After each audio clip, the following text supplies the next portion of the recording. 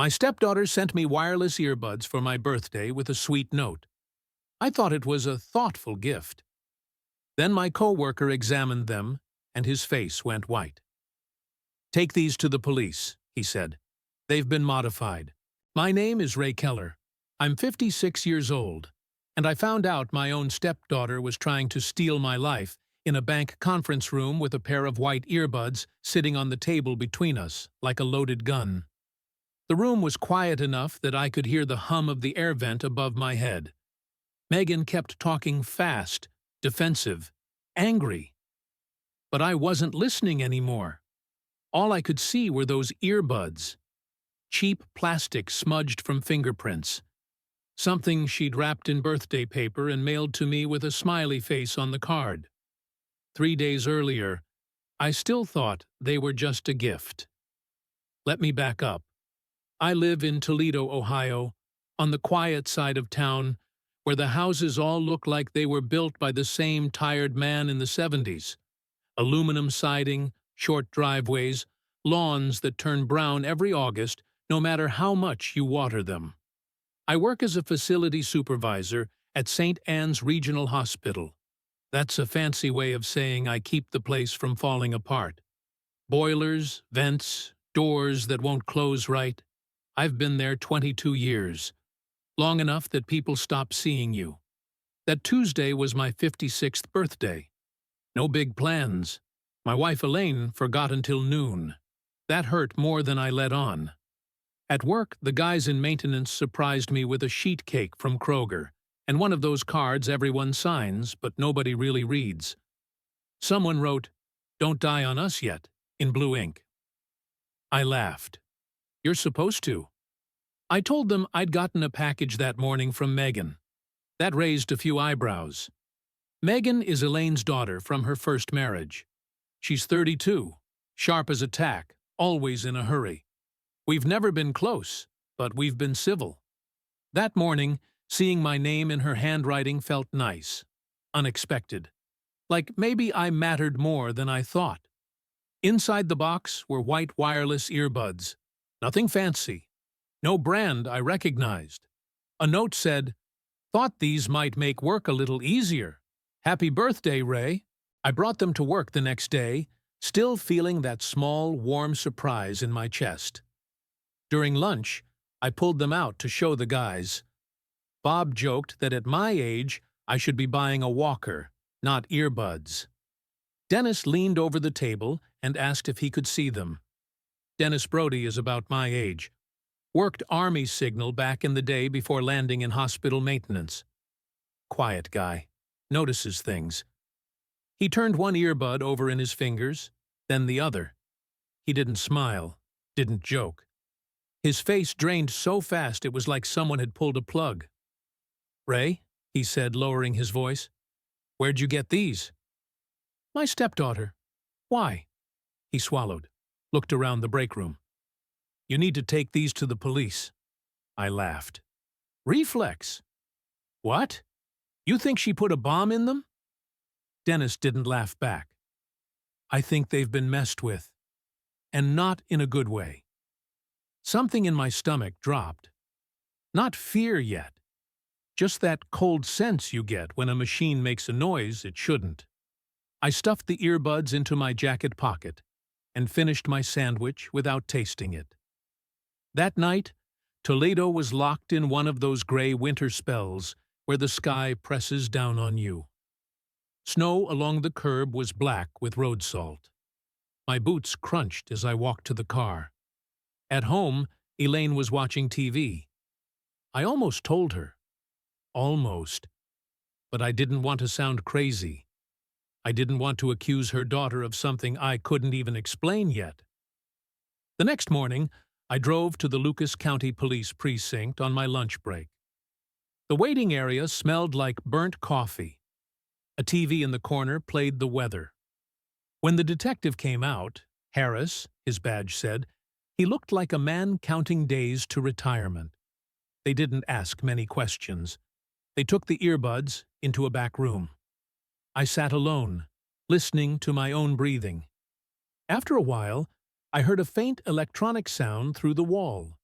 A steady beep. Beep. Beep. Harris came back with another man. Younger. Tech type. Harris rested the earbuds on the table between us like evidence in a courtroom. "These aren't standard," he said. "They've been modified. Audio pickup, location data."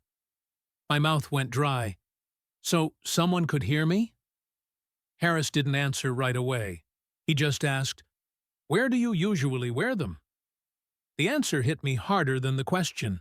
At home, in the car, on my walks, on phone calls with my buddy Frank about retirement, with my insurance agent about money, about my health. "Don't confront anyone," Harris said. "Act normal." Normal. That was the hard part. Driving back to work, my hands shook on the steering wheel. I thought about Megan's neat handwriting, her smile at Thanksgiving, how easy it is to hurt someone when they want to trust you. That night, I placed the earbuds on the kitchen counter and stared at them. Small, innocent-looking, like they couldn't possibly change your life. But something had already shifted. I didn't shout. I didn't call anyone. I didn't accuse. I took a deep breath and decided to listen back. I didn't sleep much that night. I kept waking up convinced I could hear something. Static. Breathing.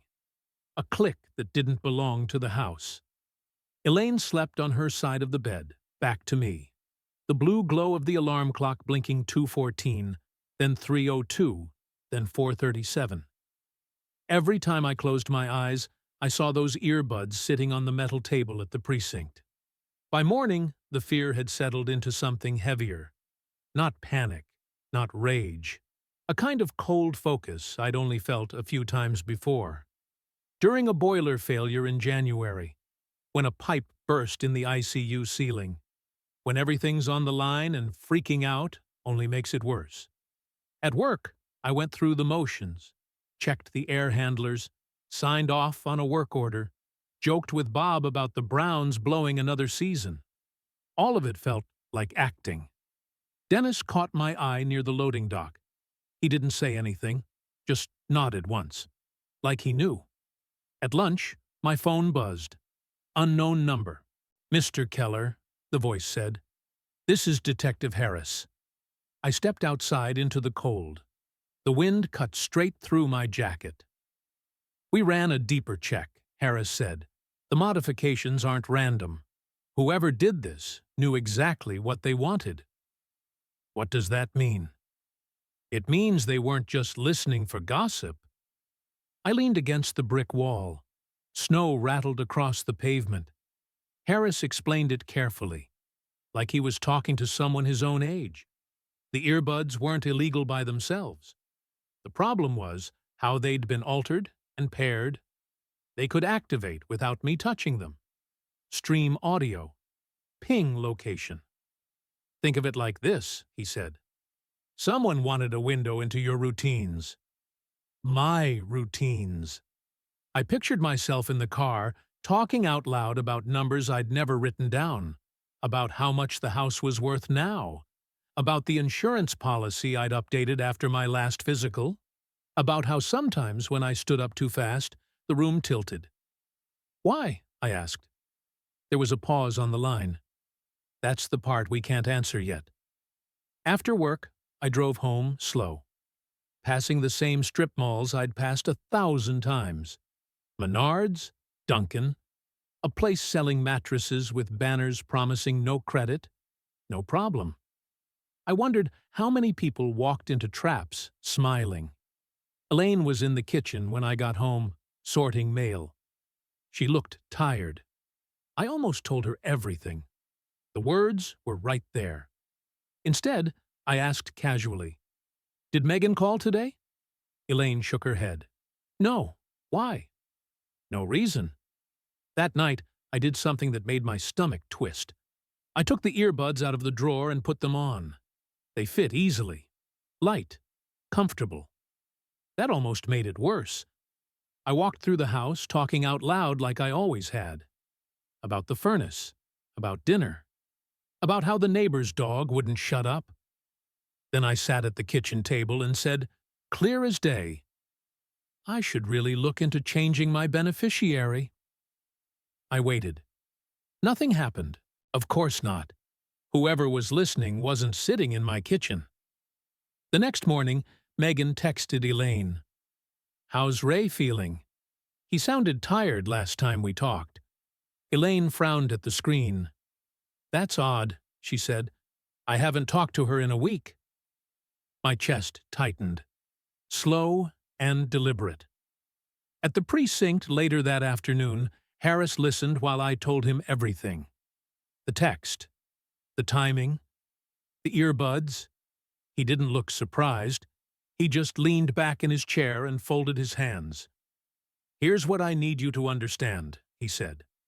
If you confront her now, she'll deny it. Maybe cry. Maybe flip it around on you. And then, whatever she's planning, she'll take underground. So what do? You observe, he said. You document. And you let people show you who they are. I sat there staring at the scuffed linoleum floor, 56 years old, and suddenly my life felt like a case file. In the parking lot, I stayed in my car for a long time. Thought about all the conversations I'd had without thinking. How easy it is to give pieces of yourself away when you assume the room is empty. When I got home, I put the earbuds back on the counter. Elaine picked one up, smiling. Cute little things, she said. Megan really surprised you. Yeah, I said. She did. That night, lying in bed, I made a decision that scared me almost as much as the truth. If someone wanted to listen to me so badly, I was going to give them something worth hearing. The next morning, I put the earbuds on before I even poured my coffee. That was the hardest part to admit to myself later. Not that I wore them, but that a part of me wanted to. Curiosity mixed with fear has a way of doing that, like touching a wire you know might still be live. I didn't play music. I didn't make calls. I just let them sit in my ears while I moved around the kitchen, letting the house wake up with me. The old refrigerator hummed. The furnace clicked on and off. Elaine padded down the hallway in her socks. Morning, she said. Morning, I answered. Steady as I could manage. I kept my voice normal. That took effort. I've worked around machines long enough to know that panic shows in the smallest vibrations. Same with people. At work, I treated it like a system test. That's what made it feel manageable. Boilers, vents, cameras. You don't accuse them of breaking. You test inputs and observe outputs. At 10:30, I walked the mechanical floor and said out loud, Frank says the Florida timeshare might finally sell. If it does, I'll roll it straight into a trust. Probably makes sense. I said it like I was talking to myself, because I often do. At noon, nothing happened. At 2, my phone buzzed. Unknown number again. This time it wasn't Harris. It was Megan. Hey, Ray, random question. Are you still thinking about selling that place in Florida? Mom mentioned it once and it got me thinking. My hands went cold, but my face stayed calm. I typed back slowly. Maybe. Still figuring things out. I set the phone down and went back to work. Fixed a door closer on the 3rd floor. Signed off on an inspection sheet. Drank bad coffee from a paper cup. The world didn't end. That somehow made it worse. That evening, Megan showed up at the house with a container of soup. Elaine was surprised. So was I. I was in the area, Megan said, smiling too wide. Thought I'd check on you. I'm fine, I said. She tilted her head. Mom said you sounded tired lately. Elaine shot me a look. I didn't say that. Megan waved it off. I just worry, that's all. You know, at your age. There it was, soft, casual, wrapped in concern. We ate in the kitchen. Megan watched me more than her food. Asked if I'd been dizzy, if work was stressful, if I was keeping up with my appointments. I answered honestly where I could, vaguely where I couldn't. All the while I could feel the earbuds warm against my ears, like they were alive. That night, after she left, Elaine said, "She's just trying to be nice." "I know," I said, but I didn't believe it anymore. Over the next 2 days, I kept feeding the line carefully. I talked about changing beneficiaries, about maybe needing help with paperwork, about how my memory wasn't what it used to be. Each time, Megan reacted. Sometimes within hours, sometimes the next day. A text, a call, a just checking in. Once, I pushed it too far. I told the empty car, with the earbuds on, that I'd almost forgotten to pay the electric bill. That scared me. I shouldn't have said it. Fear makes you sloppy. That evening, Elaine asked, "Did you pay the electric?" I froze. "Of course," I said, a second too late. She frowned. "Megan mentioned something about you forgetting bills." There it was. Proof. And something else. Elaine was in the middle of it. Whether she knew it or not. I didn't sleep that night. Not from fear, but from the weight of what I was doing. Lying on purpose. Manipulating my own family. I kept telling myself it was necessary. That didn't make it feel clean. The next morning, I sang. I sang loud and off-key. An old John Denver song Dennis used to hum. I did it while checking the mail, while tying my boots, while walking down the driveway. I sounded ridiculous. At noon, Megan called. "Ray," she snapped, irritation slipping through the mask. "Are you okay?" I smiled. Alone in the maintenance office, she hadn't asked if, she'd asked how. That was when I knew this wasn't about curiosity. It wasn't about care. It was about control. And the longer I let her listen, the more rope she gave herself. Still, doubt crept in at night. I worried about what I was becoming. About whether winning would cost me whatever was left of my marriage. About whether I'd recognize myself when this was over. But every time I hesitated, I thought about those earbuds on the table at the precinct. About how easy it would have been to keep wearing them. Never knowing. I just had to figure out what trap she was building, and how to spring it without losing my footing. I didn't find the paperwork all at once. It came to me the way bad news usually does, piece by piece. When you're not looking for it. When your guard is down just enough to let it hurt. It started with the mail. A plain white envelope from our bank sat on the kitchen counter one evening. Half hidden under grocery coupons and a flyer for a church fish fry. Elaine hadn't opened it yet. She never opened the bank mail. That was always my thing. Inside was a notice asking me to confirm an upcoming appointment regarding a home equity review. I stared at the date. I hadn't scheduled anything. When I asked Elaine about it, she hesitated. Just a fraction of a second too long. "Oh," she said. "Megan asked if you'd talked to the bank lately. She said maybe they were reaching out because of interest rates." That was all she said. Then she turned back to the sink. I didn't push. Not yet. The next morning before work, I went down to the basement. The furnace was rattling again. That gave me a reason, at least on the surface. While I was down there, I opened the old filing cabinet we'd had since the 90s. The one with the bent drawer and the smell of dust and cardboard. Insurance papers, tax returns, manuals for appliances we no longer owned. Then I saw something that didn't belong. A thin folder. Newer. Too clean. Inside were printed documents. Templates, really. Headings in bold. Legal language that looked official without quite being official. Words jumped out at me like warning lights. Power of attorney. Capacity evaluation. Guardianship petition. My hands went numb.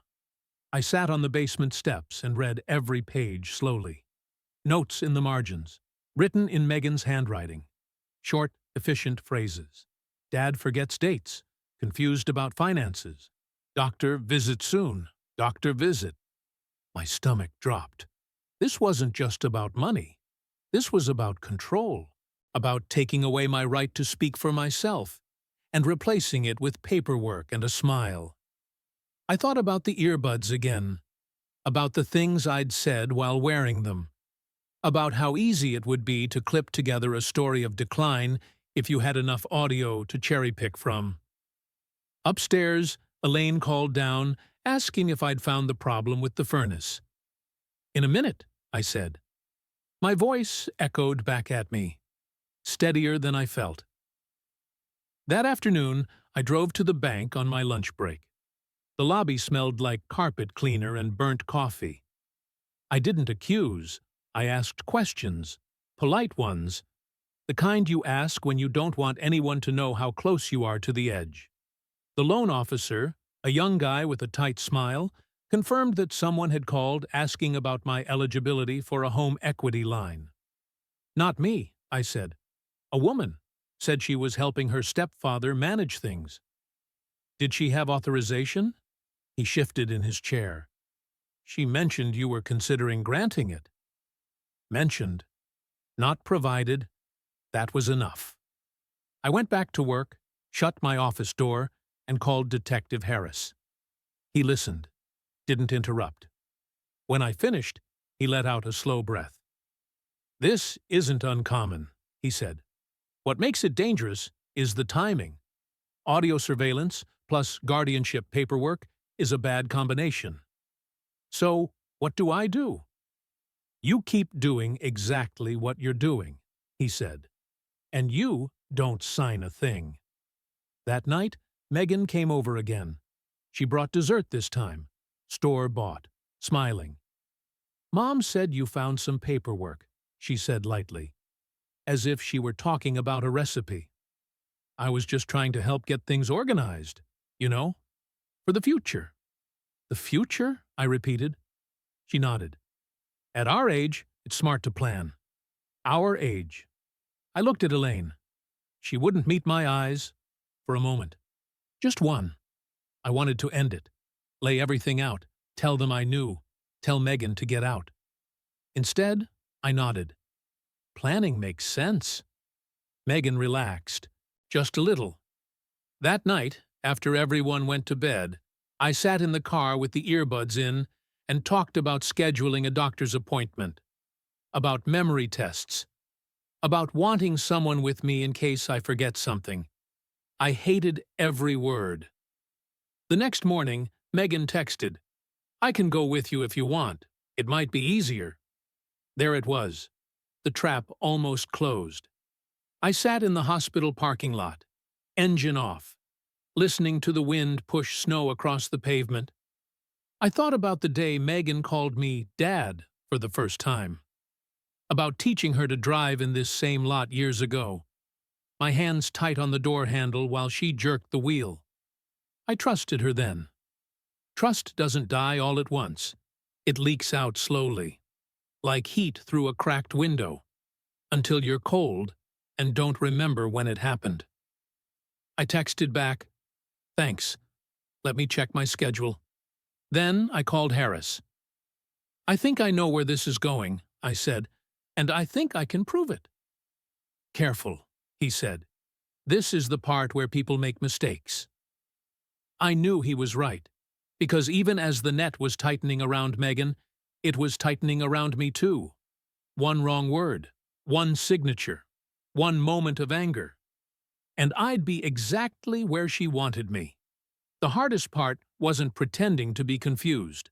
The hardest part was pretending to be calm. Every instinct I had told me to confront Megan, to put the papers on the table and ask her what kind of person plans to erase another human being with forms and fine print. But Detective Harris had been clear. Anger would only make me sloppy. Sloppy would make me lose. So I slowed everything down. At work, I stuck to routines, checked the boilers at the same times, walked the same quarters, ate lunch in the same break room chair with the cracked vinyl. I let the earbuds sit in my pocket most days, but I wore them just often enough to keep the illusion alive. I talked to myself more in the car. I mentioned being tired. In the garage, I muttered about paperwork giving me a headache. Once, standing in the basement, I said out loud that I was glad Elaine handled most things now. Each sentence tasted bitter. Each one felt like sandpaper on my pride. The responses came quickly. Megan texted reminders, offered rides, asked if I'd thought about making things official so she could help more. Her language was careful, but it was always pointed in the same direction, toward signatures, appointments, authority. Elaine grew quieter. One evening while we were folding laundry, she said, "Megan's just worried. You don't have to be so stubborn." That word, stubborn, it cut deeper than she knew. I almost told her everything right then. Almost pulled the folder from the drawer and laid it on the bed between us. My mouth opened. Then she added, "She says you forget things sometimes." I closed my mouth. Instead, I nodded. Maybe I do. That was the moment I nearly lost control. I drove to the hospital parking lot after dinner and sat there in the dark, engine running, watching my breath fog the windshield. I thought about all the years I'd worked to keep that place running, all the systems I'd learned by heart. No one called me forgetful when the heat stayed on in February. I called Dennis. "I need you to tell me if I'm crazy," I said. He didn't hesitate. "You're not." Dennis helped me do what I couldn't do alone. Organize dates, times, messages. He showed me how to save everything in multiple places, how to print out logs so they couldn't be lost. He reminded me to write things down by hand, because juries and banks still trust ink. "People your age get dismissed," he said gently. "Paper keeps you from disappearing." The next setback came from the police. A younger officer, Harris, had looped in, took a look at the situation and shrugged. "Looks like family drama," he said. "No money's actually been taken yet." That night, I punched the steering wheel hard enough to make my knuckles ache. It took everything in me not to drive straight to Megan's apartment and blow the whole thing open. That was my mistake. I called her instead. Not angry.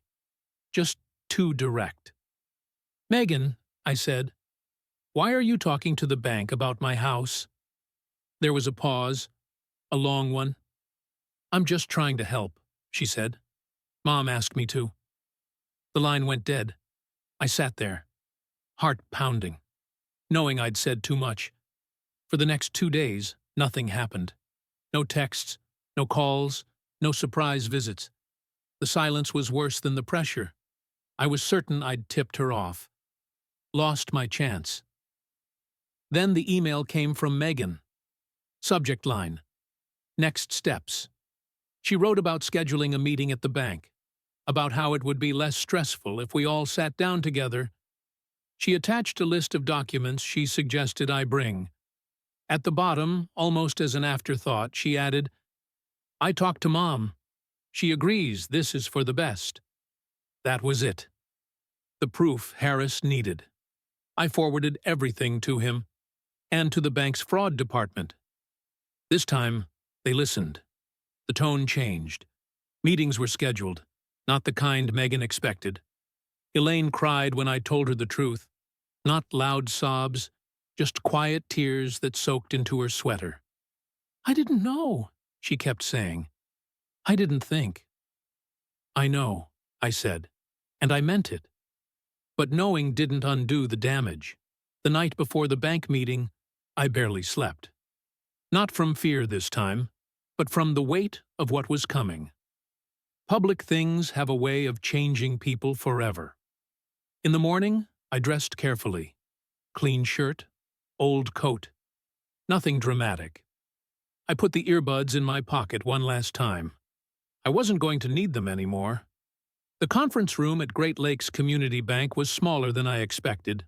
No courtroom drama, no wood paneling, just a long laminate table, a wall-mounted TV that wasn't turned on, and a pot of coffee that had been sitting there long enough to burn.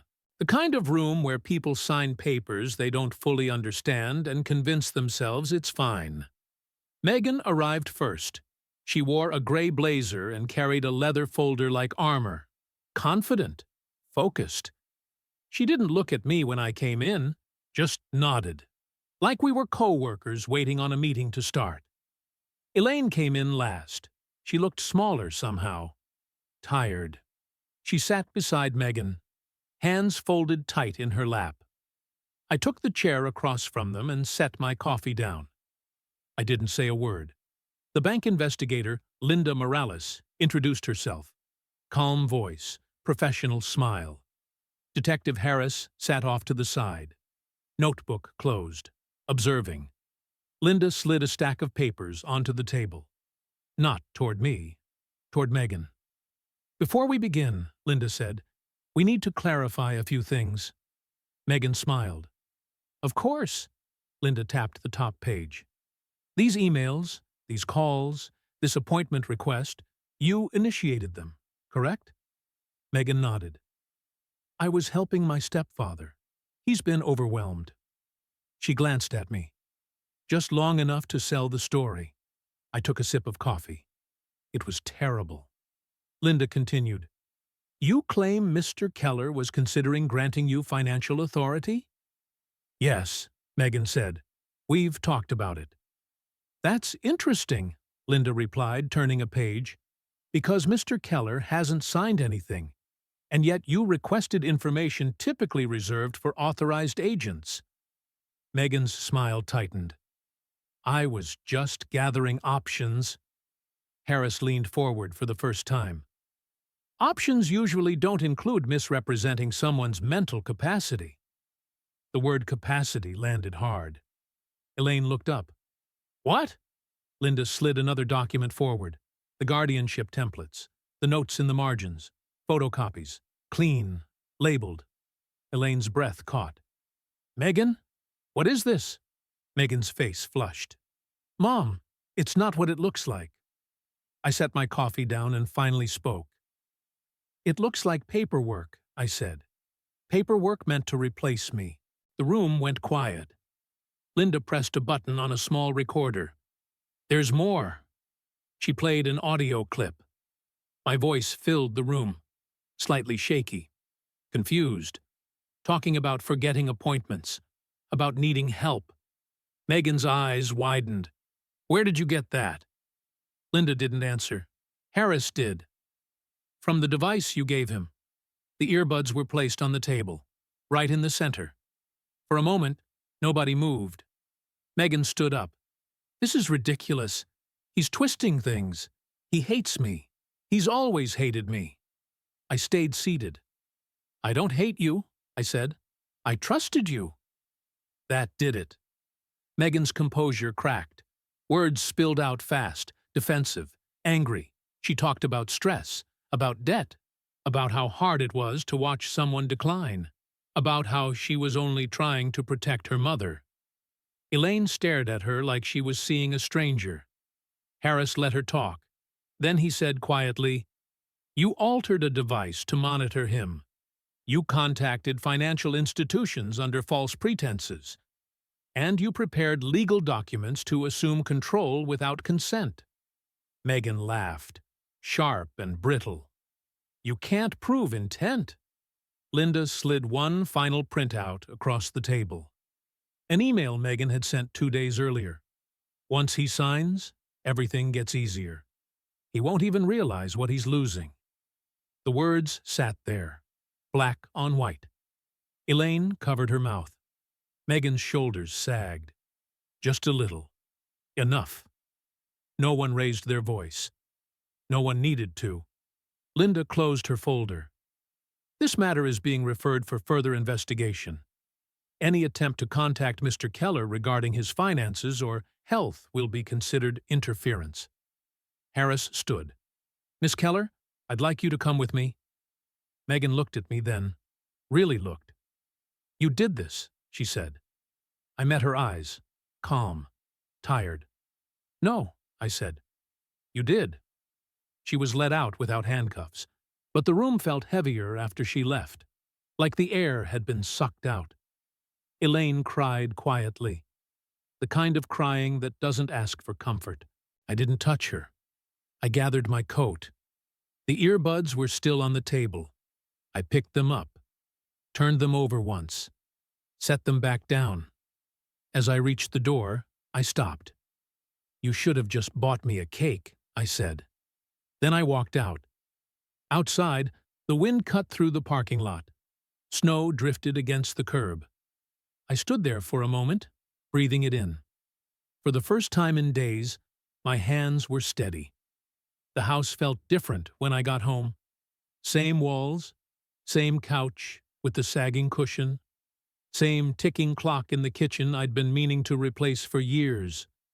But the air was lighter, like a window had finally been opened after a long winter. Elaine didn't come home that night. She stayed with her sister across town. I didn't stop her. We both needed space, to sit with what had happened, to understand what couldn't be unsaid or undone. I made myself a simple dinner, soup from a can, crackers. I ate standing at the counter, listening to the furnace kick on and off, feeling the quiet settle into my bones. Not the scary kind of quiet, the honest kind. The next few weeks moved slowly, but clearly. I met with a lawyer, updated my documents, changed passwords I didn't even remember setting. I closed accounts, opened new ones, and I learned how much of modern life runs on trust you never think to question. Detective Harris checked in once. The investigation was ongoing, he said. He didn't promise outcomes. He never had. But his tone told me enough. At work, life went back to normal. Or as normal as it ever gets in a hospital. Boilers still broke, doors still stuck. People still assumed the building just worked on its own. I didn't mind. Dennis slapped me on the shoulder one morning and said, "You okay?" I nodded. "Getting there?" He smiled. That was enough. Elaine and I talked eventually. Not all at once. Not in a single dramatic conversation. Just bits and pieces. Over coffee. Over folded laundry. Over the things you still have to do even when your heart's been shaken. She cried again. Apologized again. I listened. I didn't rush forgiveness. At our age, you learn the difference between ending something and letting it change shape. Some things break. Others bend. And never quite straighten again. I stopped using wireless earbuds. That might sound small, but it mattered to me. I went back to the old wired ones, the kind that tangle in your pocket and tug if you move too far from the phone. They remind you that you're connected, and that connections have limits. Sometimes late at night, I think about how close I came to signing a piece of paper that would have erased me without a sound. No shouting, no struggle, just forms and signatures and a story told behind my back. That's the part that still gets me. Not the money, not even the betrayal. It's how quietly it could have happened. I used to believe that danger announced itself, that it came with raised voices or slammed doors. What I learned at 56 is that sometimes it arrives wrapped in birthday paper, with a smile, and a note that says, "Happy birthday, Ray." If you're listening to this and thinking, that could never happen to me, I used to think that too. I was careful, responsible. The guy who fixed things for everyone else. All it took was one gift I didn't question. So here's what I'll leave you with. Trust your instincts. Pay attention when something feels off, even if it comes from someone you love. Especially then. Ask questions. Take notes. And don't be ashamed to protect yourself. Thanks for watching. If you enjoyed this story, please like and subscribe.